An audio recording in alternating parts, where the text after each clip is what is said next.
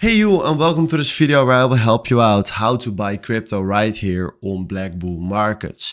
And I'm here in TradingView because I want to trade with BlackBull Markets on TradingView because this is the best platform to trade on, because you can do the best analysis and the buying and the risk management system is great on TradingView. So if you want to buy crypto, we go right here to symbols and then we search right here for the crypto that we want to buy. So let's say we want to buy Ethereum. We click here on Ethereum and then right now you will find here the chart of Ethereum. Then if you want to buy, we click right here on buy and then select market order. So we buy a directly order.